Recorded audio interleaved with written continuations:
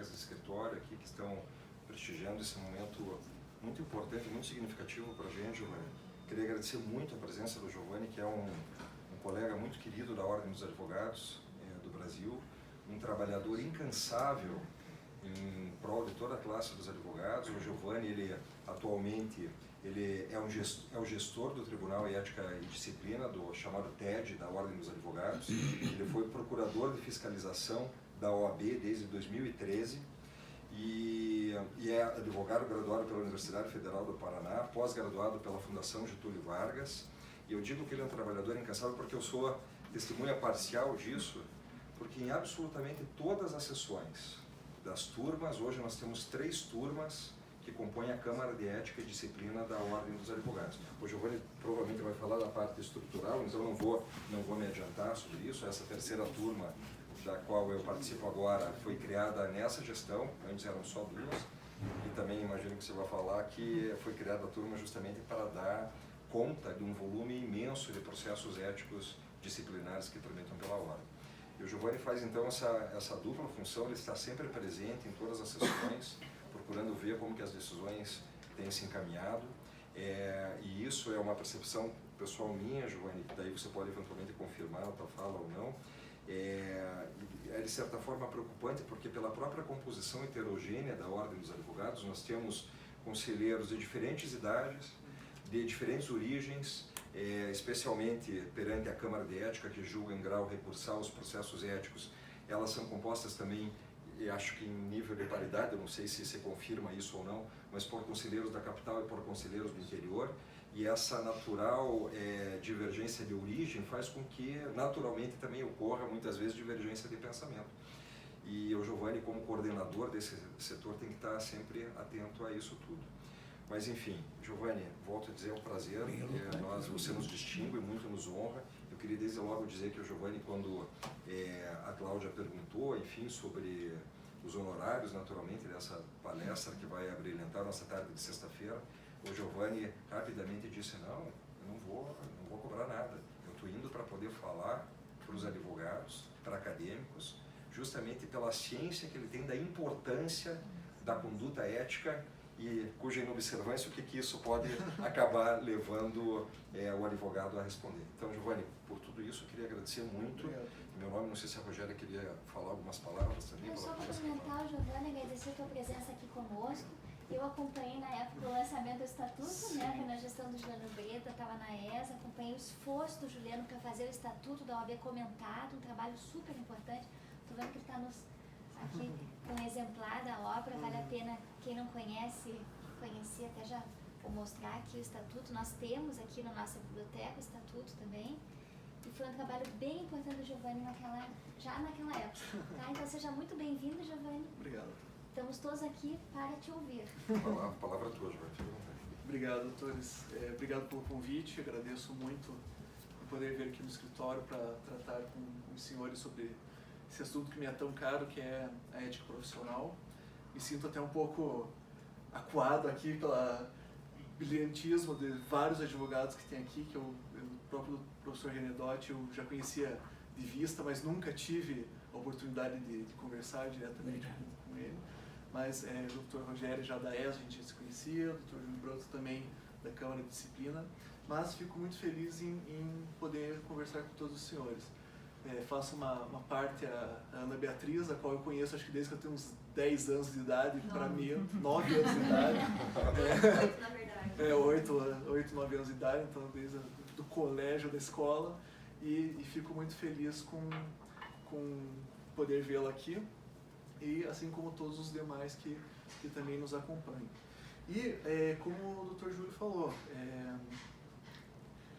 é muito importante, eu basicamente, toda a minha vida profissional, trabalhei na Ordem, trabalhei com ética profissional, e esse assunto realmente me é muito caro. A doutora Rogéria nos auxiliou com o Estatuto da Advocacia da OAB comentado, exatamente na parte de ética profissional, então estamos muito bem acompanhados aqui. Como eu sempre brinco, os locais que me convidam para falar sobre ética são aqueles locais que nem precisariam estar ouvindo eu falar sobre isso, né? Obrigado. Quem é necessário ouvir, obviamente, que passa muito longe da gente. Mas como é que nós trabalhamos lá na OAB, como é que é a nossa estrutura, o nosso funcionamento e o que a gente faz lá na Ordem. Bom, obviamente que a ética profissional na advocacia é o pilar que sustenta a nossa profissão. Não há dúvida nenhuma disso, inclusive isso está previsto no nosso estatuto, nós temos um código de ética bem extenso sobre essa matéria, tudo que basicamente que nós temos que cuidar na advocacia está previsto no nosso código de ética, e isso vem com uma construção do tempo. Não é uma opinião própria, não é uma opção que a pessoa tem de ser ético ou não, é uma construção social.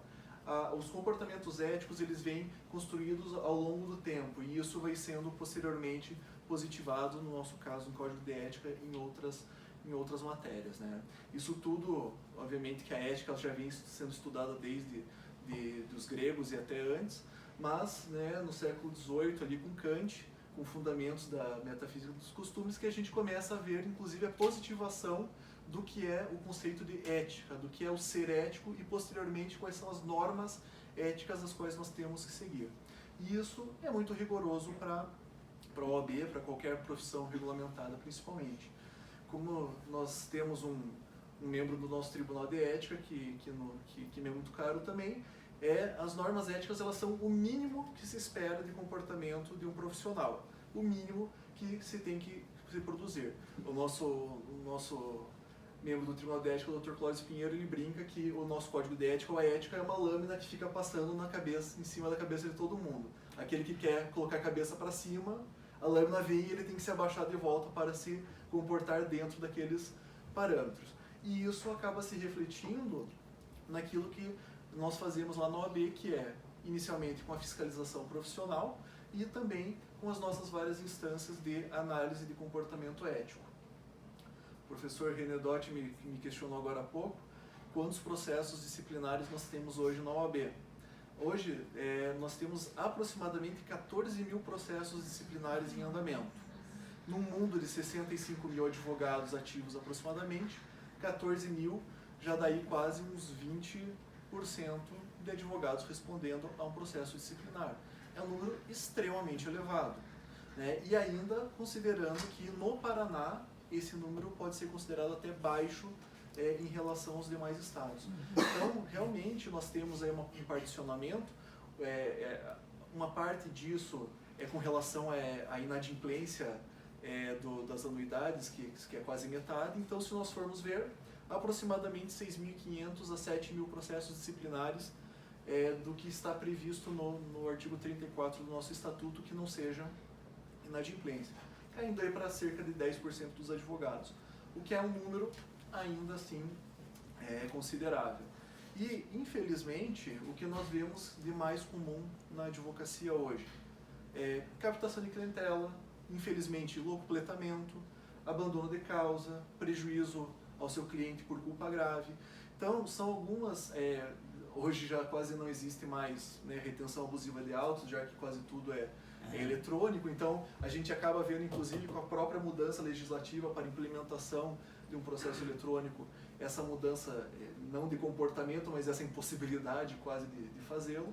E a gente, com um pouquinho de vergonha, inclusive, a gente poderia dizer, inclusive, que haviam inúmeros processos de representações por retenção abusiva de autos de processos disciplinares da OAB, né?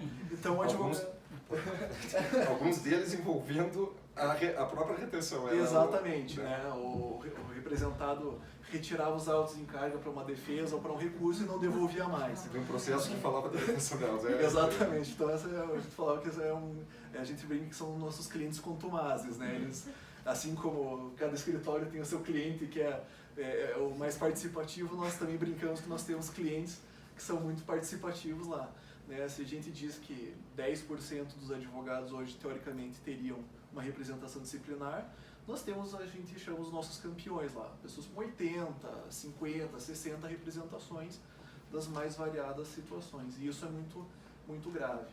E é exatamente para isso que o nosso próprio sistema normativo prevê formas de nós retirarmos esse tipo de mal profissional do mercado, né? Eu vou tratar um pouquinho mais para frente da questão das penalidades, mas nós temos mecanismos para tentar sanar, por assim dizer, esse tipo de problema.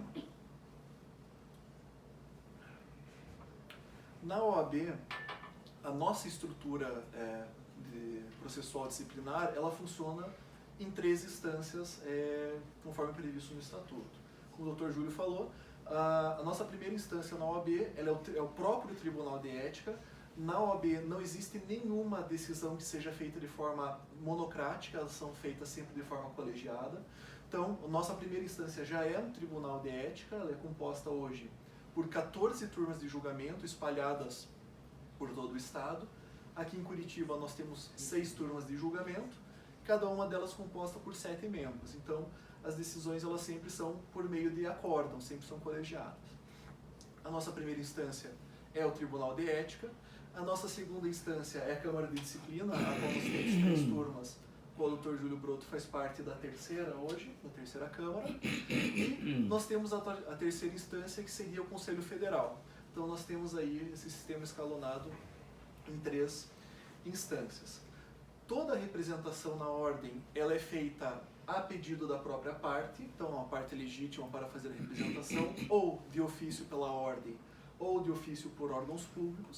Então a representação ela é feita quando constate-se uma possibilidade de algum tipo de desvio ético.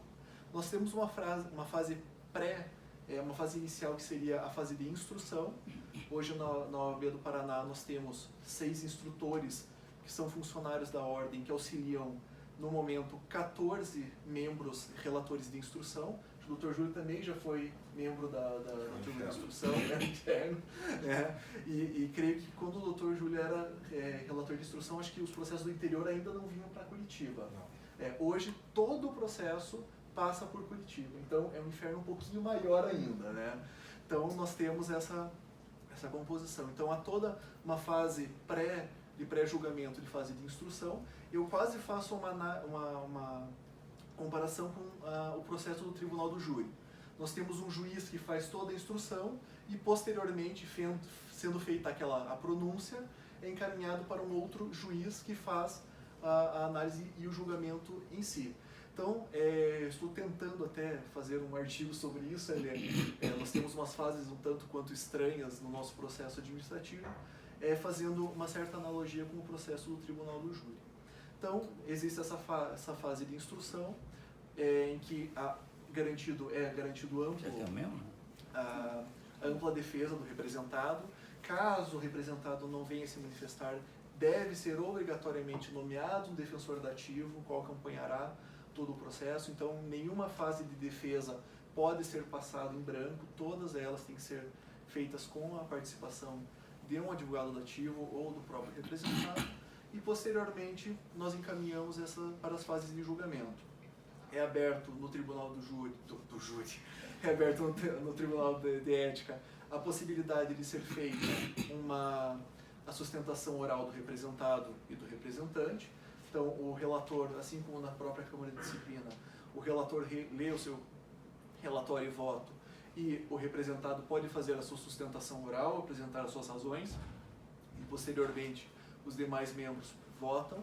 Então, nós garantimos a mais ampla defesa e o total contraditório em todas as fases que temos no nosso processo disciplinar. Tanto que o processo disciplinar da OAB, por força do Estatuto da Advocacia, utiliza-se do processo penal como regra subsidiária. Então, nós sempre temos que nos alertar muito com questões de nulidades processuais, garantia de defesa, questões prescricionais também, a gente tem que dar muita atenção.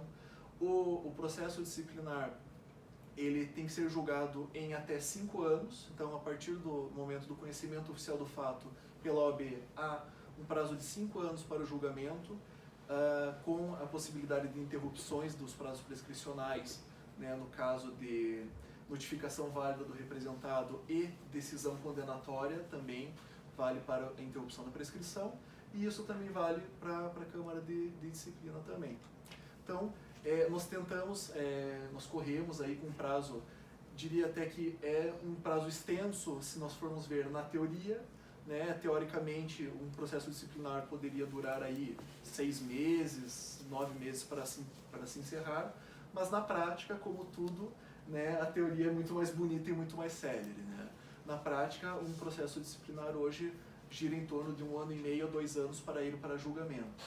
Nós já tivemos, infelizmente, muitos casos de prescrição de processo disciplinar, principalmente quando eles eram em meio físico, né? Eles ficavam alguns muito tempo parados, ou dificuldades de notificação, e também a possibilidade da prescrição intercorrente, naquela em que o processo fica parado por 3 anos sem nenhum despacho movimentando. Isso também acabava ocorrendo antigamente.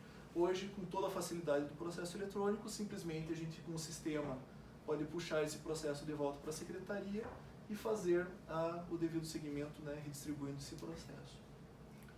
E como é que nós analisamos um processo? Quais são as infrações? Onde é que a gente localiza isso?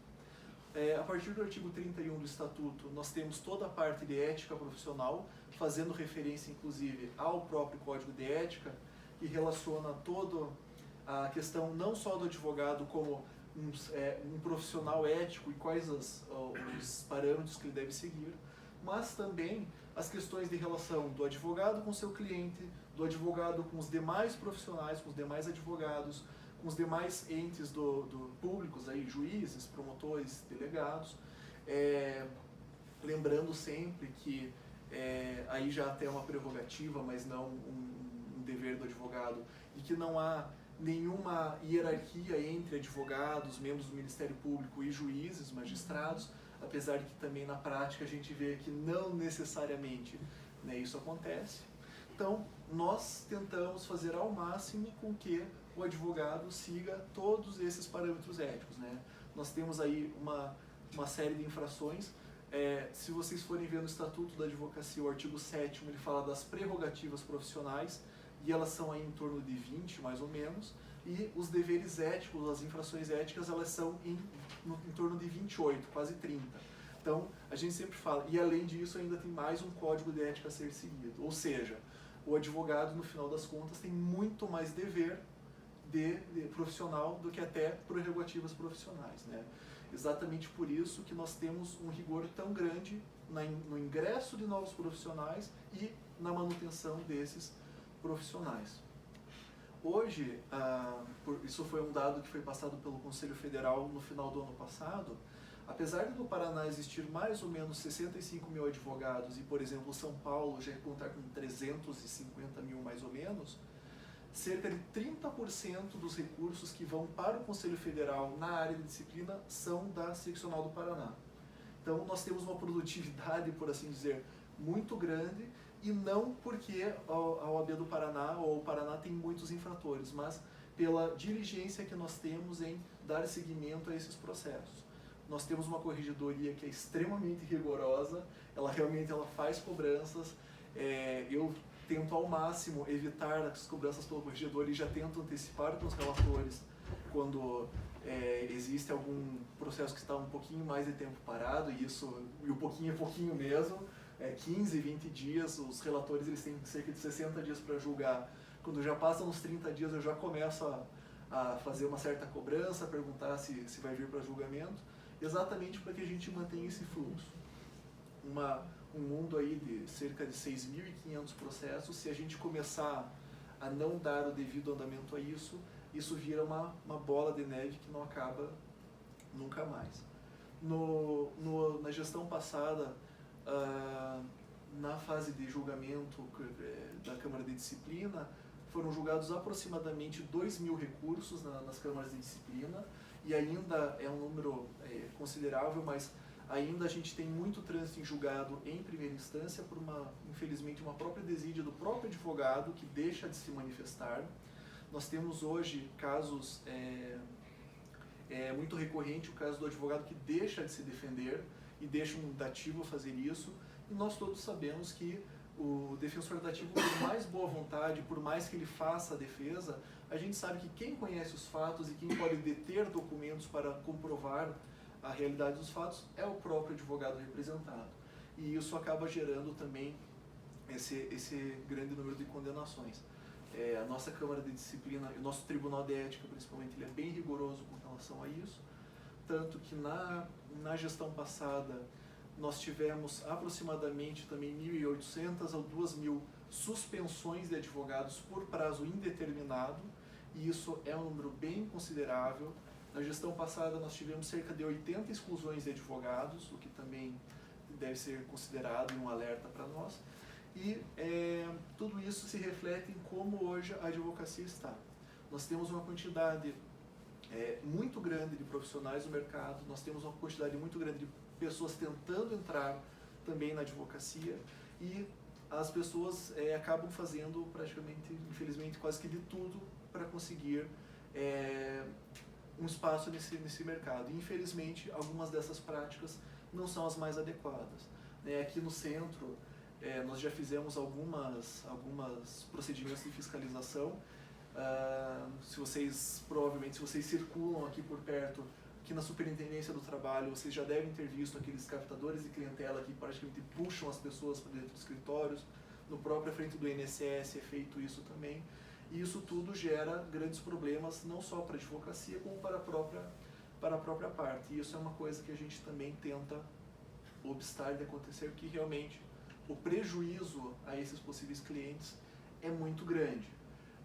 O que eu sempre digo que é de grande importância para mim em trabalhar na OAB, principalmente na época da fiscalização e hoje também no tribunal, é que a pessoa busca um advogado para tentar solucionar os seus problemas, para tentar resolver algum litígio, a sua própria liberdade, o seu imóvel em que ele reside, e os maus profissionais acabam fazendo com que a pessoa não só perca isso, acabe ficando preso, acabe perdendo sua residência, como ainda gera outros problemas, A pessoa perde todo o dinheiro que tem, às vezes, para tentar solucionar esse problema e não consegue.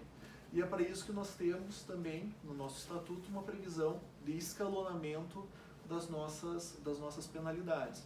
Ela pode começar com uma censura, um aviso para o advogado para que ele não reitere essa prática, passando para uma suspensão, pode ser no mínimo de 30 dias até 12 meses, com prorrogação dessa penalidade sobre algumas condições, como, por exemplo, o completamento de valores e falta de prestação de contas, a qual é condicionada o levantamento da penalidade à devolução dos valores ou à efetiva prestação de contas, até podendo chegar à exclusão de um advogado.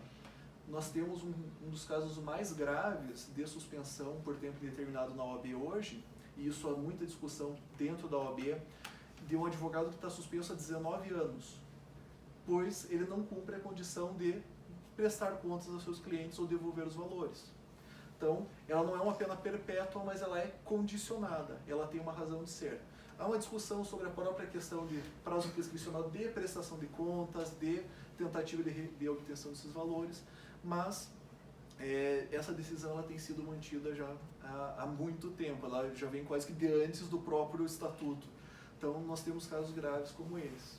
E a própria exclusão, no caso do advogado que realmente não tenha dois requisitos que são muito importantes, que é idoneidade moral, o que é um próprio requisito para inscrição do advogado, isso é obrigatório de se demonstrar, ou o cometimento que a gente chama de crime infamante, o que é um termo único no mundo, mais uma das jabuticabas brasileiras. Se vocês forem ver em toda a nossa legislação brasileira, crime infamante só está previsto no Estatuto da Advocacia, e o nosso Conselho Federal não nos ajuda muito, pois ele disse que o crime infamante é aquele que causa má fama à advocacia, ou seja, só trocou um termo por outro. Então isso fica muito a cargo do julgador analisar. Inclusive, esta semana, o Conselho Federal decidiu que condenação em crime contra a mulher é crime infamante e, inclusive, gera inidoneidade. Então ele pode obstar tanto a inscrição de um bacharel a ser advogado, como pode gerar, inclusive, a exclusão de um advogado. E o terceiro mecanismo também que pode gerar a exclusão do advogado é quando ele é suspenso por 3 vezes e abre-se um processo de exclusão do advogado, demonstrando que ele não tem realmente condições de se manter inscrito na advocacia.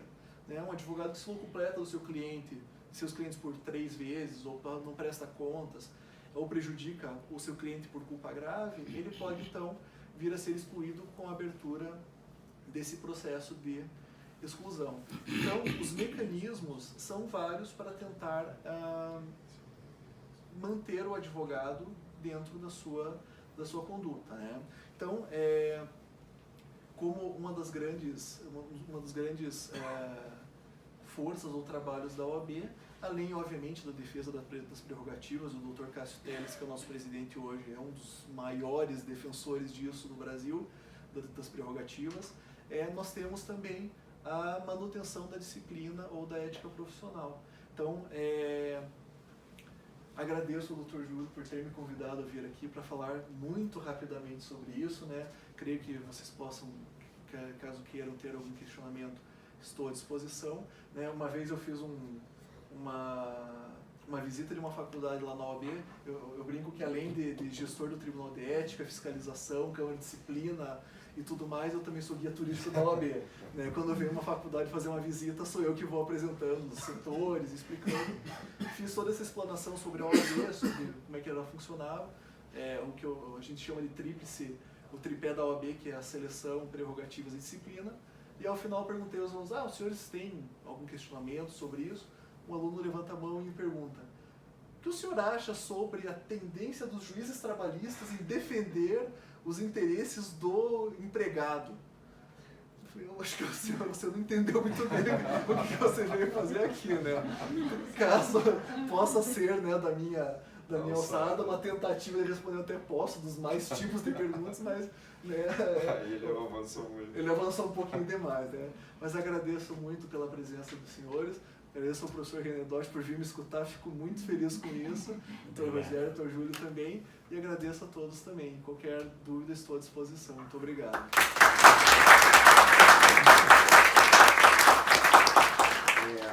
Eu acho que é super interessante o tema, porque, na verdade, eu confesso aqui que eu só fui conhecer um pouco da estrutura, nem sabia que havia duas previsões legislativas para tratar de responsabilidade ética profissional, uma o estatuto, outra o código.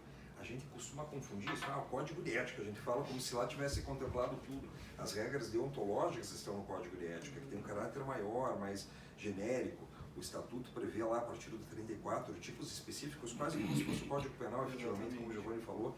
Isso tudo para mim era novidade até agora há pouco. Rogério, não sei se você conhecia antes de entrar na ordem, mas eu confesso que eu não conhecia, e talvez muitos de vocês aqui não conheçam, não saibam sequer que existe essa duplo tratamento legislativo em relação à conduta ética dos advogados.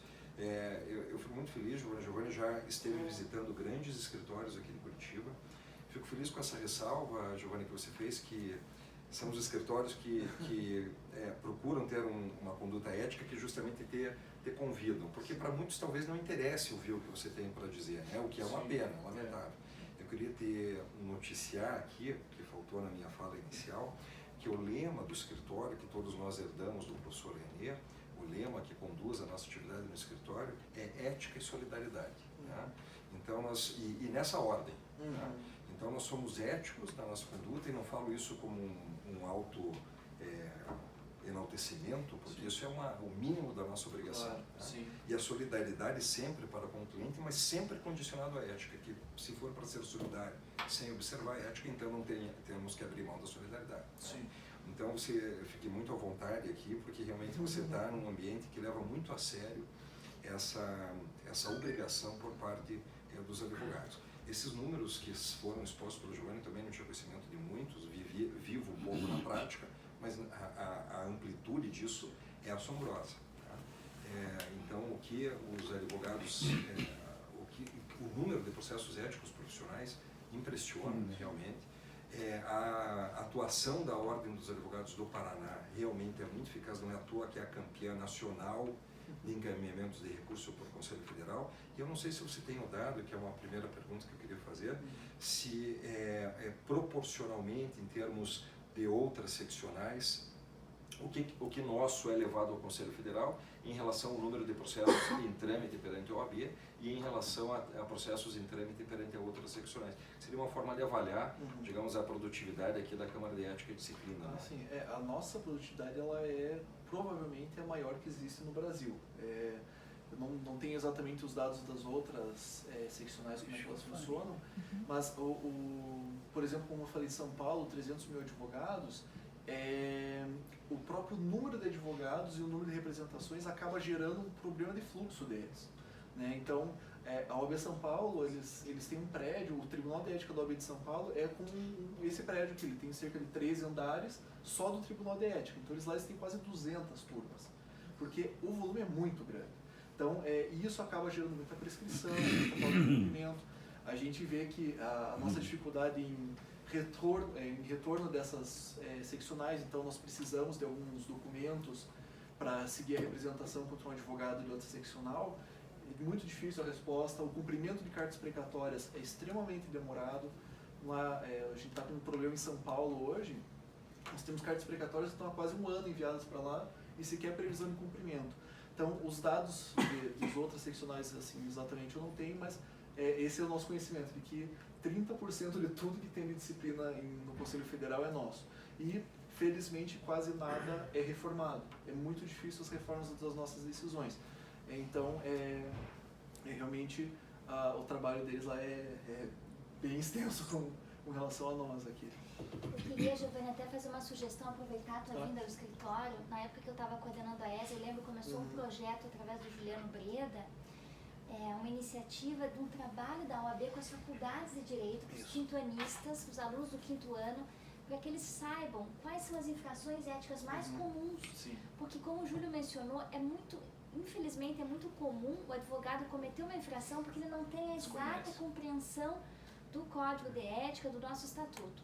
Então, claro que existe hoje no exame de ordem exigência já sobre isso, mas a gente sente que ainda é pouco. Sim. Então, um trabalho preventivo do TED, do Tribunal de Ética, eu acho que é algo bem importante junto às faculdades. A gente tem, eu me recordo desse projeto, na gestão do Dr. Noronha, eu implementei um outro projeto também da OAB nas faculdades, e eu tinha um colega, quando eu estagiava ainda, que ele brincava que ele tinha o maior trabalho para não ter trabalho, para acabar o trabalho dele. E eu brincava que eu fazia isso também na OAB. Eu tenho o maior trabalho para não ter trabalho. Então, eu desenvolvo livro, desenvolvo palestras para exatamente reduzir isso. Então, e como é que funcionava na fiscalização? Eu comecei a verificar que existia uma faixa de inscrição que era o mais comum de eu receber representações ou reclamações, que eram advogados que tinham de 5 a 10 anos de inscrição, mais ou menos.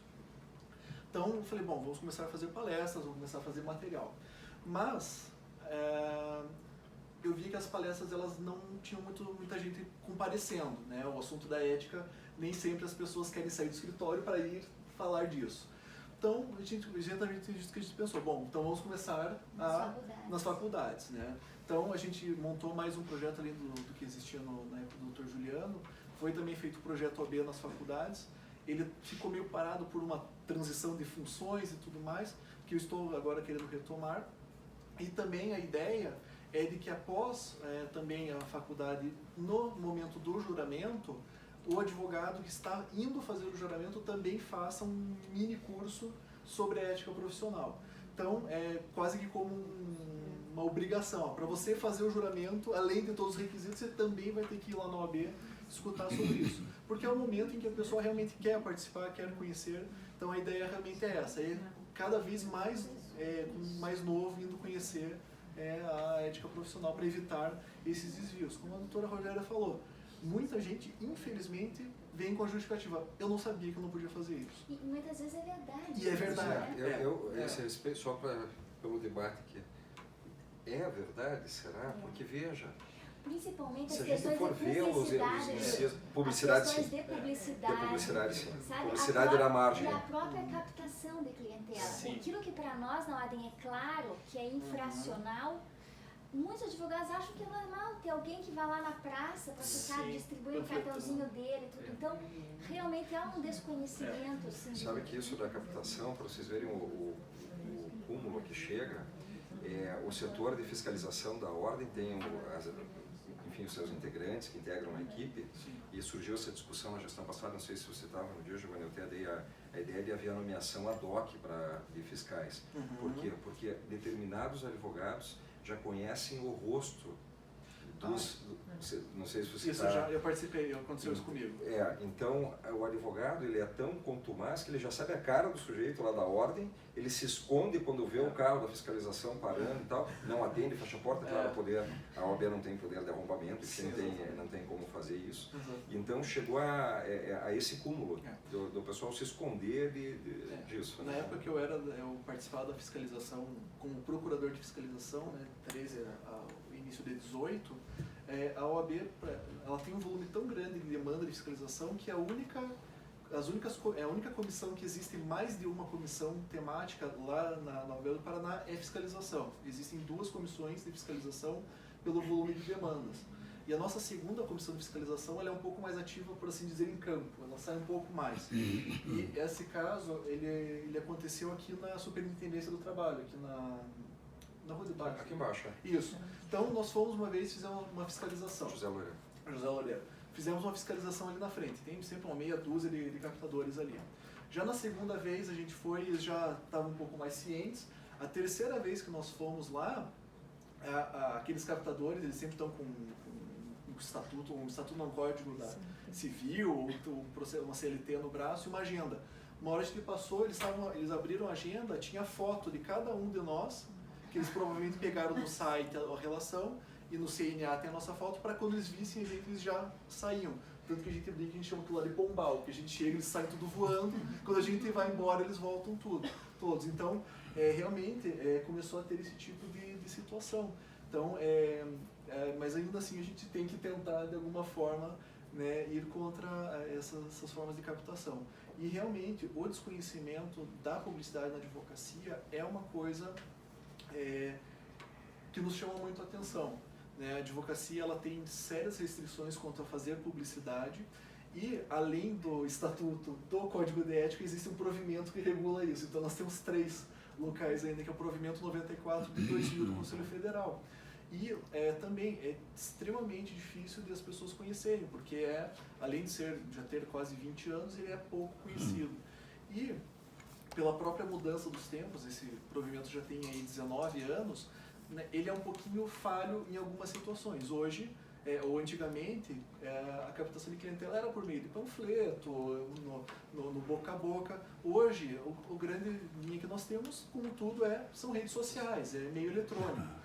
E em 2000 sequer previa, né, publicidade em rede social. O provimento próprio fala, você pode fazer publicidade via fax. Hoje, né, quem usa fax é praticamente ninguém. Então, nós temos todas essas adaptações para nós fazermos, porque é uma novidade. E até a própria questão de coworking e tudo mais. Então, realmente... Eu queria, inicialmente, agradecer a presença do nosso colega, que se dispõe a ser, digamos assim, um itinerante dentro da classe dos advogados para a defesa. Não é uma defesa corporativa. Eu vejo como uma defesa social.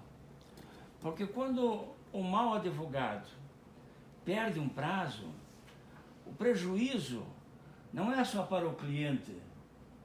O prejuízo é para a sociedade na medida que as repercussões dessa omissão atingem uma família, por exemplo.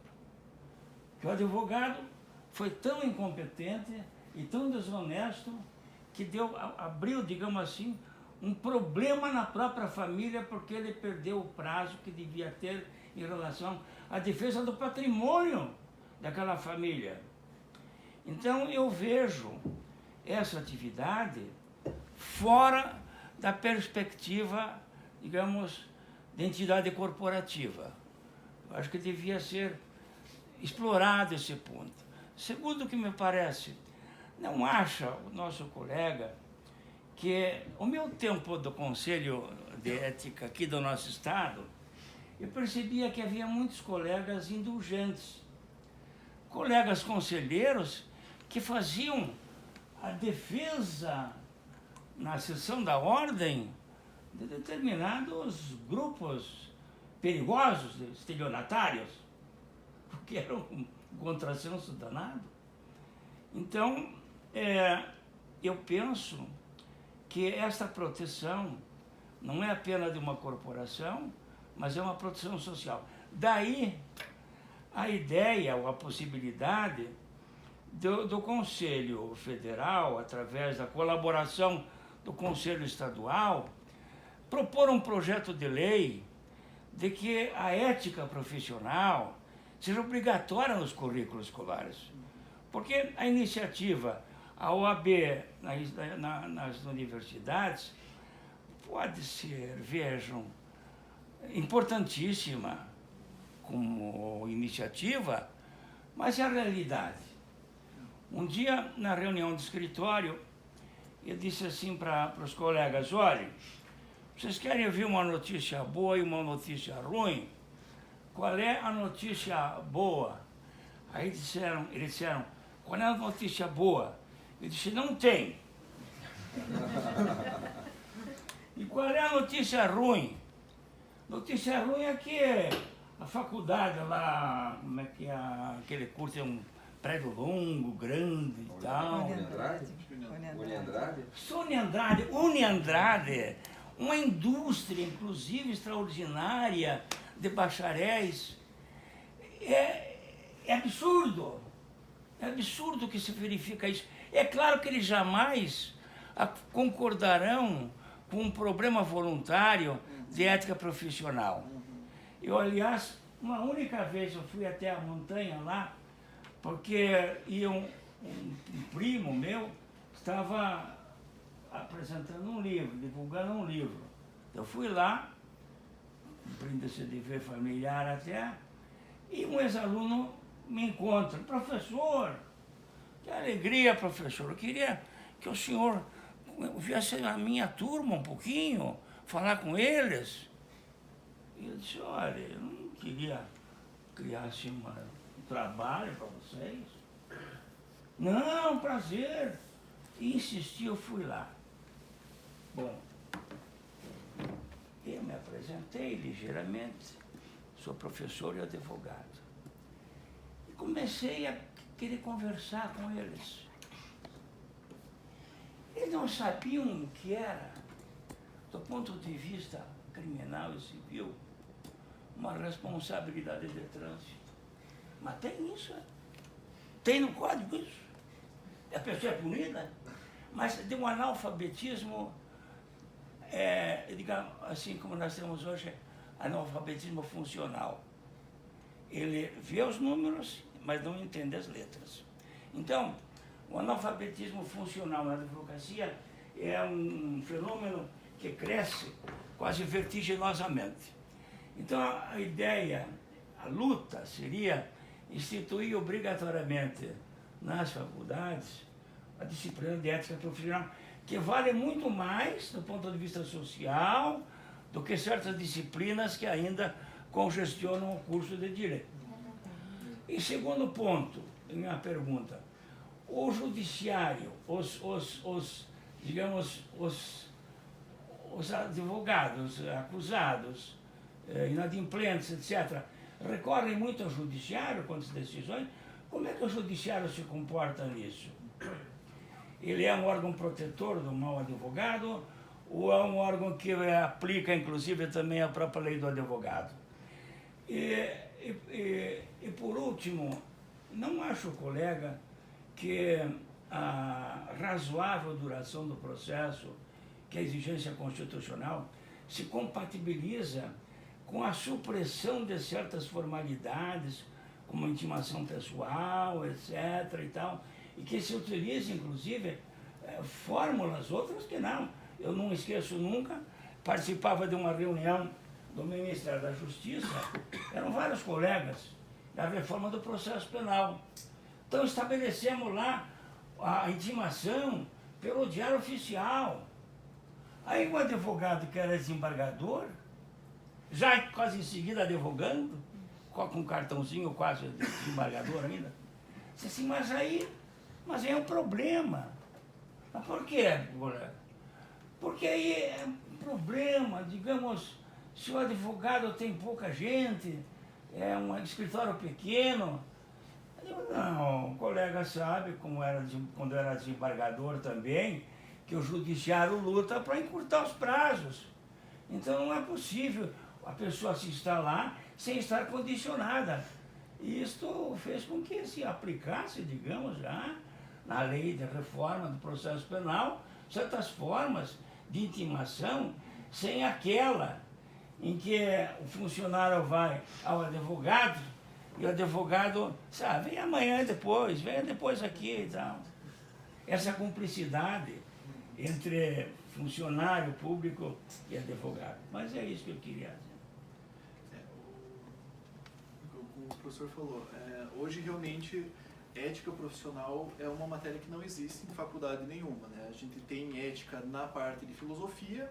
Eu me recordo, eu tive 2 anos na Federal de Filosofia e nunca foi tocado em parte de ética profissional em si, um pouco mais prática, um pouco menos teórica do que ética formal. Então, realmente, é uma matéria que deveria obrigatoriamente fazer parte dos currículos das faculdades, não só em direito, como em qualquer profissão, né? O Dr. Rodrigo Kanayama, que também é conselheiro lá da OAB Paraná e é professor aqui da Federal, ele apresenta algumas vezes como matéria optativa, que é uma possibilidade que existe. Teve um ano que foi ética profissional, esse semestre foi prerrogativas profissionais. Então, tenta-se de alguma forma implementar isso, mas realmente incluir a ética profissional no currículo como matéria obrigatória seria essencial.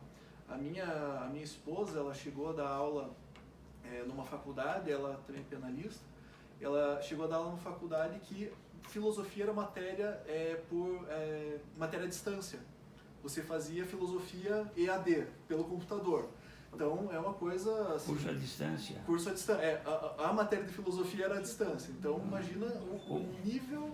Não lhe parece que um dos problemas do curso à distância é se o aluno acabar dormindo na hora do curso?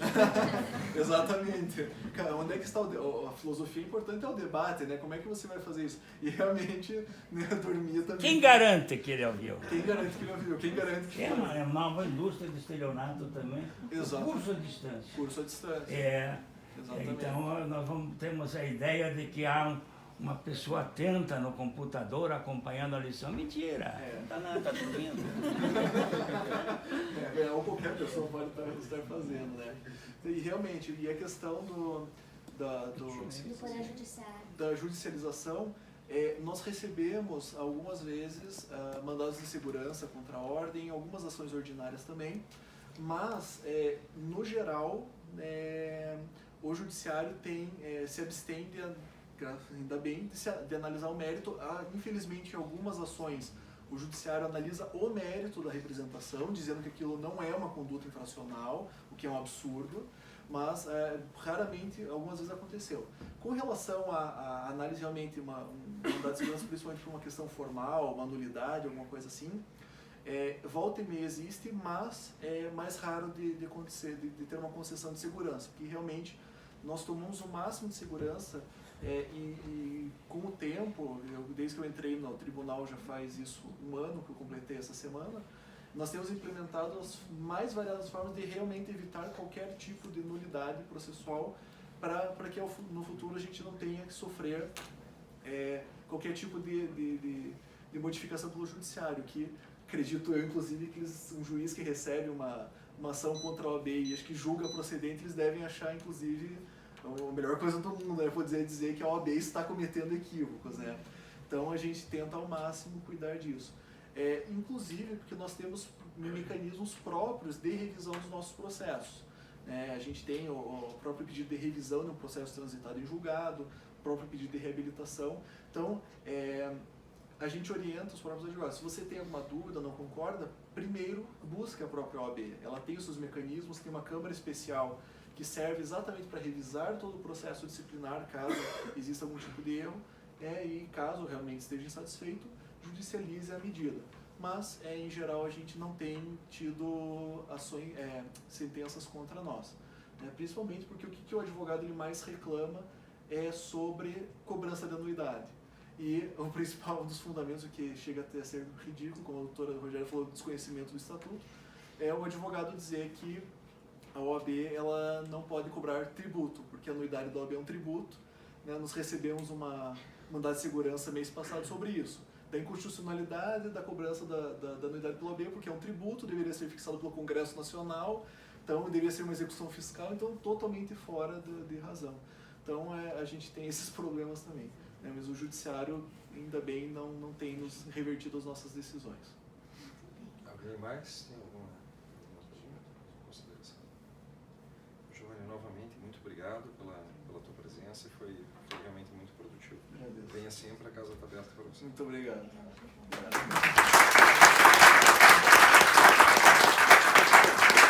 Tem um lanchinho ali, pessoal, agora. Ah, puxa vida, Cláudio, estou esquecendo aqui. Você pode tirar essa sacola, pessoal? Olha, Giovanni, é uma lembrança, na verdade, com a ideia de que possa ser motivo de comemoração. É pelo que eu sei, o uísque preferido de 9 entre 10 advogados. Então, eu espero que seja do teu gosto também. Eu adoro essa loja e isso que é uma coisa que eu realmente estava faltando no meu coração. Obrigado. Muito obrigado. Muito obrigado. É uma lembrança pequena. Vocês acertaram É mesmo? no alvo. Que bom. Obrigado. Obrigado. Tirar uma foto aqui. Claro.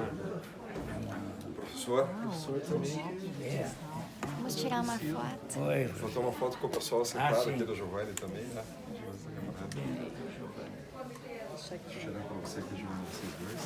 Doutor também. Claro, se tiraria. Vamos deixar os dois tirarem primeiro. Cláudio, consegue só se eu consigo? Deixa eu tirar aqui de trás, Giovanni, para não poluir. Posso ficar aqui? Tá bem aqui, Thaís? Sim? Quer que eu tire?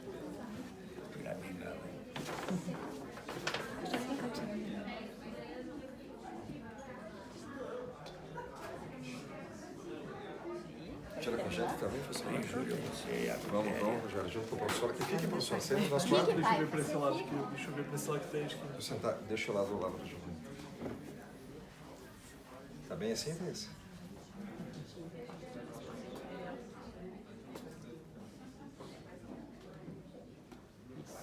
Agora ficou só no C. Deixa eu tirar o meu aqui. Guardamos aqui. Quer tirar o teu? Pode tirar.